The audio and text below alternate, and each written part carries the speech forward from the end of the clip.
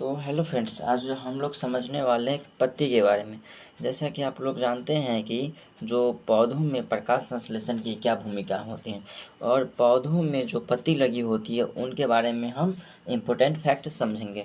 जैसा कि आप लोग जानते हैं, ये जो पत्ती होती है इसमें छोटे छोटे रंध्र पाए जाते हैं जिसके द्वारा इसमें क्या किया जाता है, इस रंध्र के द्वारा गैसों का विनिमय किया जाता है, जिसके द्वारा जैसा कि आप लोग को पता ही होगा, जो पत्तियां होती है पत्तियों के माध्यम से क्या होता है ना कि ऑक्सीजन को छोड़ा जाता है और कार्बन डाइऑक्साइड को पत्ती ग्रहण करती है दिन में और ऑक्सीजन को बाहर छोड़ती है, जिसके कारण हम ऑक्सीजन को दिन में ग्रहण करते हैं। ठीक है। और रात में क्या होती है, रात में पत्तियां कार्बन डाइऑक्साइड को बाहर छोड़ती है और ऑक्सीजन को ग्रहण करती है।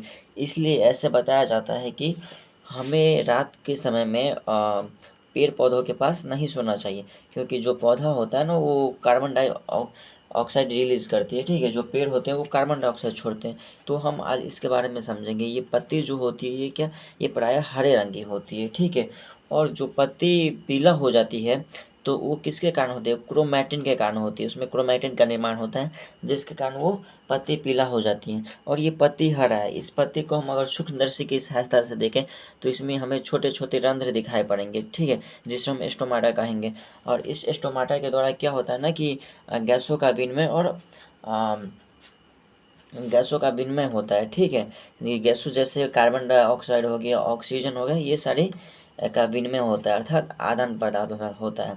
और इसमें एक वर्णक पाया जाता है जिसके कारण पेड़ पौधे हरे होते हैं। कौन सा वर्णक होता है, क्लोरोफिल होता है। ठीक है। इसमें क्लोरोफिल पाया जाता है जिसके कारण ये पौधे प्रायः हरे रंग के होते हैं और यही इसकी भूमिका है। इसमें मुख्य रूप से क्वेश्चन पूछे जाते हैं कि इसमें जो रंध्र होती है, स्टोमाटा होती है, उसके क्या काम होता है। तो उसका यही काम होता है कि वो गैसों का आदान प्रदान करता है, विनिमय करता है।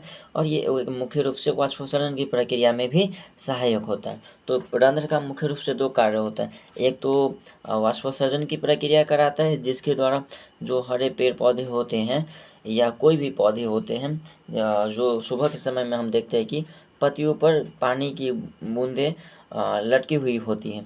जैसे कि आप घास के, दूभी के